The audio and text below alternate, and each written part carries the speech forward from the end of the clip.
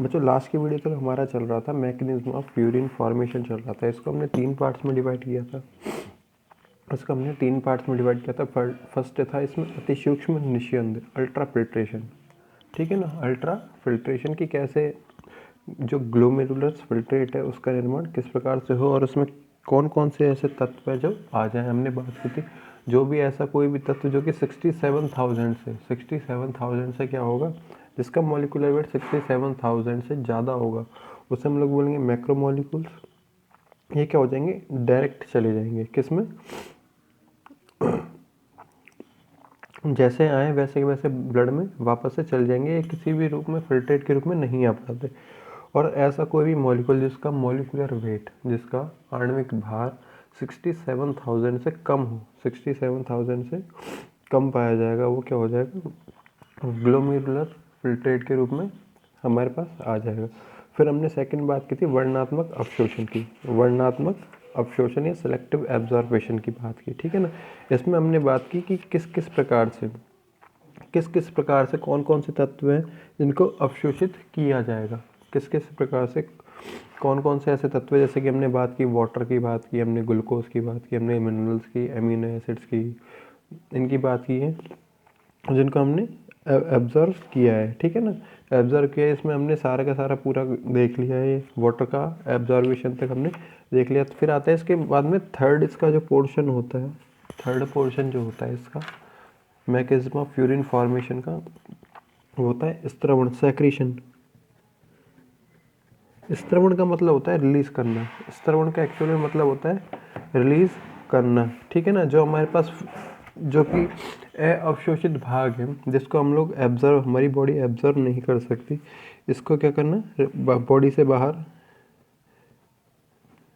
Release करना, body से बाहर रिलीज करना क्या कहलाएगा, सेक्रीशन कहलाएगा।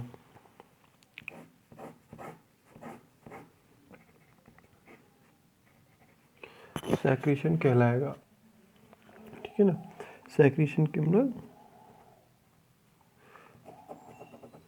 बात कर रहे थे, ठीक है। सेक्रीशन में क्या होगा, ये बिल्कुल लास्ट फाइनल स्टेज होती है इसके यूरिन फॉर्मेशन की। इसमें जितना भी रीनल फिल्ट्रेट होता है, जितना भी क्या होता है, रीनल फिल्ट्रेट होता है, मतलब रीनल का मतलब होता है जो भी हमारी जो किडनी होती है, वृक्क द्वारा जो छन कर है, ठीक है ना। जो दूरस्थ कुंडलित नलिका होती है, डिस्टल प्रॉक्सिमल ट्यूब्यूल होती है, इसमें जैसे ये भाग पहुँचता है, इसमें जैसे ये भाग पहुँचता है तो रक्त में जितने ही पदार्थ होते हैं उन्हें किसमें, रीनल ट्यूब्यूल जो होती है उसमें स्रावित या सेक्रेट कर दिया जाएगा। और ये कुछ पदार्थ ऐसे होते हैं जो कि क्या है, ग्लोमेरुलर फिल्ट्रेट के रूप में नहीं आ पाते। हमने बात की है इस प्रकार से नलिका की। इस नलिका को हम लोग बोलते हैं दूरस्थ कुंडलित नलिका, दूरस्थ कुंडलित नलिका बोलते हैं, ठीक है ना। इसमें क्या होगा, जितना भी रीनल फिल्ट्रेट होगा, इसमें कुछ ऐसा भाग जो कि हमारे ग्लोमेरुलर फिल्ट्रेट के रूप में नहीं आ सकता, ब्लड ट्यूब्यूल द्वारा या इसमें डाल दिया जाएगा, ठीक है ना, इसमें डाल दिया जाएगा। इसी को हम लोग बोलते हैं सेक्रीशन का प्रोसेस बोलते हैं, इसी को हम लोग सेक्रीशन का बोलते हैं। और एक्चुअली ये क्या करता है, आयन बैलेंसिंग, ठीक है ना। बॉडी के अंदर आयन संतुलन स्थिति को निर्मित करता है। अब बॉडी के अंदर मतलब K+ Na Mg Cl- H3O- ये सारे के सारे आयन पॉजिटिवली चार्ज और नेगेटिवली चार्ज दोनों आयन रहेंगे जो कि बॉडी की बैलेंसिंग में हेल्प करते हैं। इसी सिस्टम को हम लोग बोलते हैं समस्थैतिक तंत्र,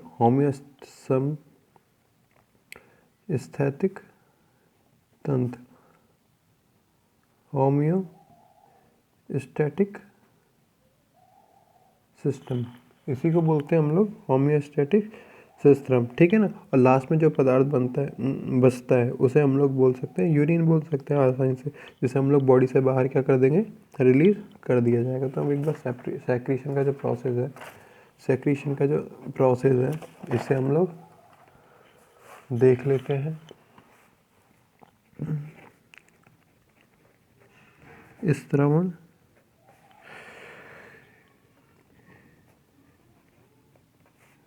सेक्रीशन, ओके। स्त्रवण मूत्र निर्माण क्रिया का अंतिम भाग होता है।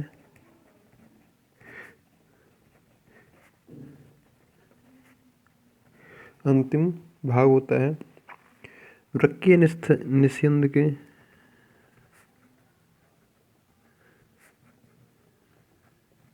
रीनल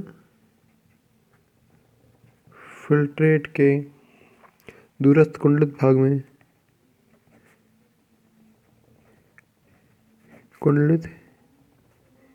वृक्कीय निस्यंद के दूरस्थ कुंडलित भाग में पहुंचने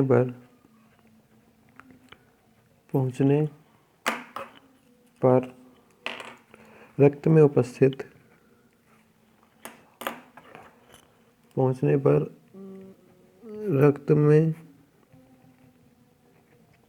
उपस्थित कुछ पदार्थ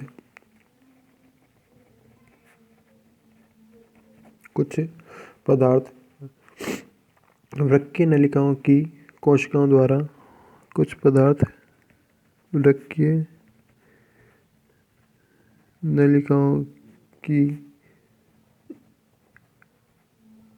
कोशिकाओं द्वारा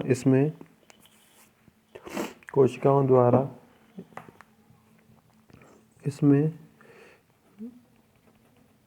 स्रावित कर दिए जाते हैं। ये पदार्थ ऐसे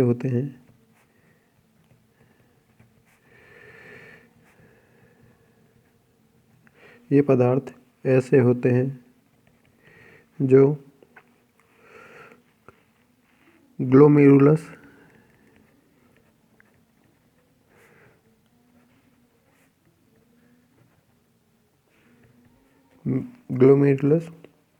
धमनिकाओं से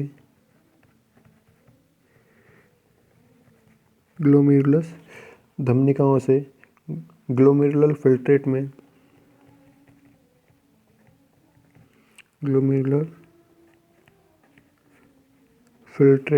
छनकर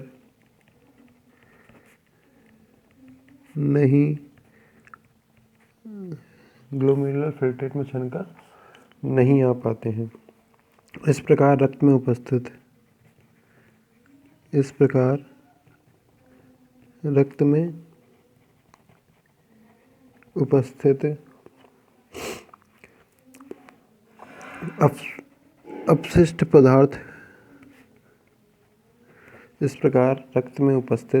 अपशिष्ट पदार्थ रीनल फिल्ट्रेट में स्रावित करने की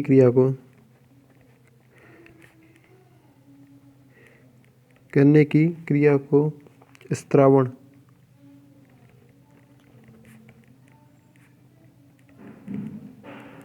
सेक्रीशन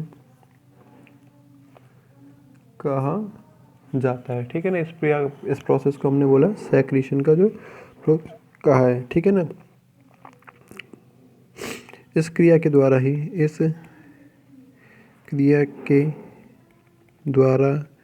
ही शरीर में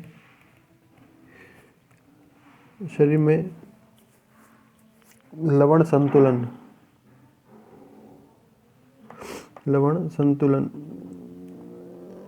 मिनरल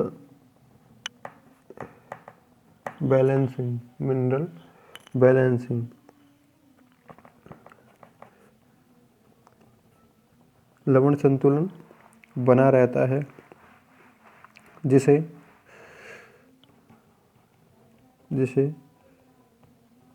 शरीर का समस्थैतिक तंत्र,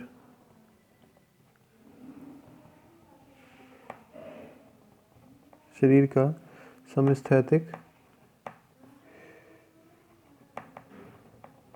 तंत्र होमियोस्टेटिस सिस्टम कहते हैं। समस्थैतिक तंत्र कहते हैं। वृक्कीय नलिका रीनल ट्यूब्यूल नलिका की गुहा, जो ब्लैंक स्पेस होता है, इसे हम लोग बोलते हैं कैविटी, में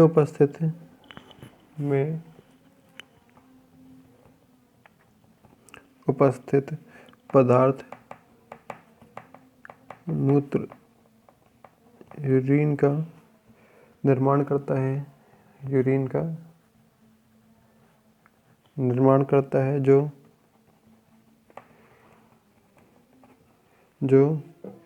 शरीर से बाहर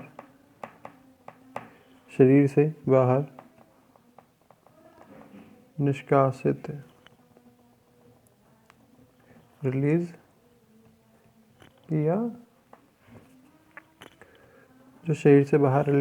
किया जाता है। इस पदार्थ को हमने बोला है क्या? यूरिन बोला है। ठीक है ना।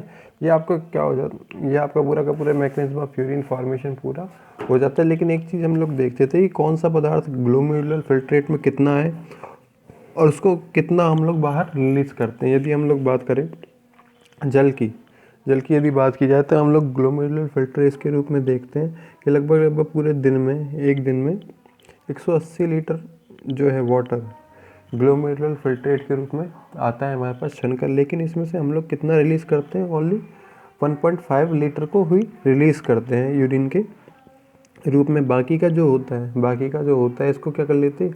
बॉडी एब्जॉर्ब कर लेती है। बॉडी क्या कर लेती है? इसको एब्जॉर्ब कर लेती है। इसी प्रकार से जो यूरिया होता है ग्लोमेरुलर फिल्ट्रेट के रूप में हमारे पास आता है 60 ग्राम के आसपास तक। लेकिन हम बॉडी इसको क्या करती है? लगभग 35 ग्राम ही रिलीज़ करती है। बाकी का इसे एब्जॉर्ब कर लिया जाता है। यहाँ पर हम लिख देते हैं पदार्थ। ठीक है ना।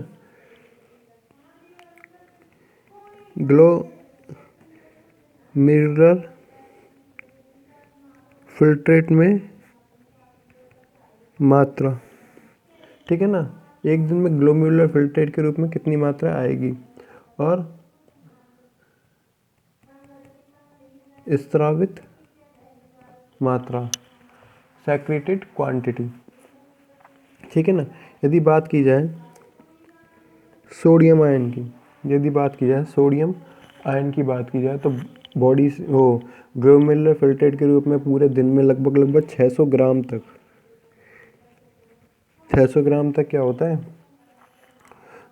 सोडियम आयन जो होते हैं वो आते हैं। लेकिन जो बॉडी यूरिन के साथ मूत्र द्वारा स्रावित मात्रा, जो यूरिन के द्वारा रिलीज होने वाली मात्रा है, वो होती है ओनली 6 ग्राम। वो होती है ओनली 6 ग्राम तक पाई जाती है। इसी प्रकार से पोटेशियम आयन जो होते हैं, इनकी लगभग 35 ग्राम जो मात्रा है ग्लोमेरुलर फिल्ट्रेट के रूप में हमारे पास छनकर आती है, जिसमें से ओनली हम लोग, हमारी बॉडी 2 ग्राम तक ही क्या करती है? रिलीज़ करती है। कैल्शियम आयन की यदि बात की जाए, कैल्शियम आयन की मात्रा होती है 5 ग्राम तक ग्लोमेरुलर फिल्ट्रेट में, और इसे 0.2 ग्राम तक ही यूरिन द्वारा क्या किया जाएगा? रिलीज़ किया जाएगा। ठीक है ना। फिर आती है बात किसकी? ग्लूकोज की। तो इसकी मात्रा लगभग 200 ग्राम तक होती है, जो कि हमारे पास ग्लोमेरुलर फिल्ट्रेट में आती है पर डे।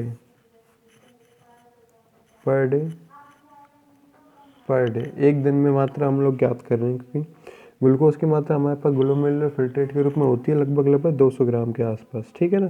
लेकिन यूरिन द्वारा क्या किया जाता है? बिल्कुल नेग्लेजिबल, एब्सेंट कर देता हूँ मैं यहाँ पर। यूरिन द्वारा ग्लूकोज को किसी भी प्रकार से, किसी भी रूप में क्या नहीं किया जाता? स्रावित नहीं किया जाता, पूरा का पूरा जो 200 ग्राम ग्लूकोज होता है जो ग्लोमेरुलर फिल्ट्रेट के रूप में आता है, इसे एब्जॉर्ब कर लिया जाता है। अगर किसी केस में यूरिन में ग्लूकोज की प्रेजेंस पाई जाती है, इस रोग को हम लोग बोलते हैं डायबिटीज़। इस रोग को हम लोग बोलते हैं मधुमेह, डायबिटीज़ बोलते हैं, ठीक है ना। वो एक एबनॉर्मल कंडीशन है इसके लिए। फिर यदि बात की जाए वाटर की, तो वाटर होता है 180 लीटर, 180 लीटर तक जो ग्लोमेरुलर फिल्ट्रेट के रूप में हमारे पास वाटर आता है, और 1.5 लीटर तक हम लोग 1.5 लीटर तक हम लोग ग्लूकोज वाटर को रिलीज़ करते हैं। फिर बात आती है यूरिया की। इसकी मात्रा लगभग पाई जाती है ग्लोमेरुलर फिल्ट्रेट के रूप में 60 ग्राम। ग्लोमेरुलर फिल्ट्रेट के रूप में इसकी मात्रा होती है 60 ग्राम, लेकिन इसमें से हम लोग 35 ग्राम तक ही क्या करते हैं, रिलीज़ करते हैं। ठीक है ना। सोडियम की 600 ग्राम में से 6 ग्राम, पोटेशियम की 35 ग्राम में से 2 ग्राम, कैल्शियम की 5 ग्राम में से 0.2 ग्राम।